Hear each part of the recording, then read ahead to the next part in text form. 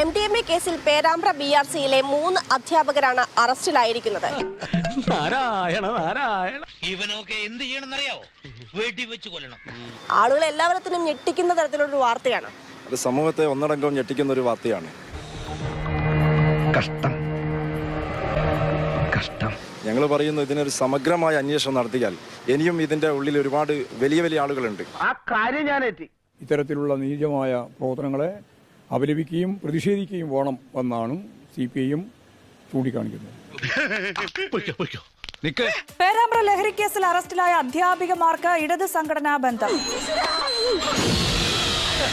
എനിക്കറിയാൻ പാടില്ല, ഞാൻ മരുന്ന് ഒഴിക്കേണ്ടതാണ്, ഞാൻ പോണ്, ഇത് നിങ്ങളുടെ പ്രശ്നമാണ്.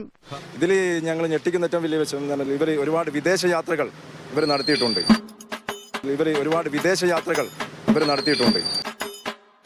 അമ്മ ഇതിൽ കമന്റ് കേട്ടോ കേട്ടോ.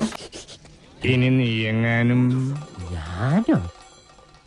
ജോലിയിൽ വീഴ്ച വരുത്തിയെന്ന് കാണിച്ച് ഈ അധ്യാപകർക്കെതിരെ DRCയിൽ പലതവണ പരാതി നൽകിയിരുന്നു. അതൊന്നും DRC വകവെക്കാതിരിക്കുക, തള്ളിക്കളയുകയാണ്. ഈശ്വര, ഇതൊക്കെ എന്റെ തലയിലാവൂലോ? അതെങ്ങനെ നിന്റെ തലയിലാവണം? പിന്നെ നീ കയറിയേക്കോ? അതിന്റെ ഒരു കുറവ് മാത്രമേ ഉള്ളൂ. അതായത് ജില്ലാ കോർഡിനേറ്റർക്ക് ഇതിന്റെ പരാതി പോയിട്ട് പോലും ഒന്നും ചെയ്തില്ല എന്നുള്ളതാണ്. പേരാമ്പ്ര BRCയെ കുറിച്ചുള്ള അന്വേഷണം വേണം. പന്തലായനിയിൽ എന്താണ് സംഭവിച്ചതെന്നുള്ള അന്വേഷണം വേണം. ഇതിൽ നമ്മൾ എന്താ മനസ്സിലാക്കേണ്ടത്? ഈ തട്ടിപ്പിൽ എവനും പങ്കെടുന്നല്ലേ? ഇതിൽ ഇയാൾക്ക് കൈയുണ്ട്. സൂംബ ഡാൻസ് ആണ് ഇവർ ചെയ്തുകൊണ്ടിരുന്നത്. അങ്ങനെ അവരുടെ പോക്കറ്റിൽ നിന്നും സിഗരറ്റ് തെറിച്ചു പോവുകയും അത് അവിടുത്തെ കുട്ടികൾ കാണുകയും അവിടുത്തെ അധ്യാപകർ അതുമായി ബന്ധപ്പെട്ട് പരാതി കൊടുക്കുകയും ചെയ്തിട്ടുണ്ട് എന്നുള്ളതാണ് നമുക്ക് കിട്ടിയ വിവരം. നാണം കെടട്ടെ, നാട്ടുകാരുടെ മുമ്പിൽ നാണം കെടട്ടെ, വൃത്തികെട്ടവൻ. പേരാമ്പ്ര BPC ആരെയാണ് ഭയപ്പെടുന്നത്? ഞങ്ങൾ അവരുമായിട്ട് സംസാരിച്ച സമയത്ത് അവരെന്തൊക്കെയോ മറച്ചു വെക്കുകയാണ്. എന്നാലും ഒരു ഭയം പോലെ.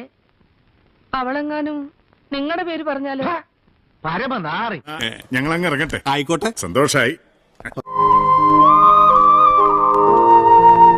സബ്സ്ക്രൈബ് ചെയ്തേക്കണേടാ പൊന്നു മോനെ.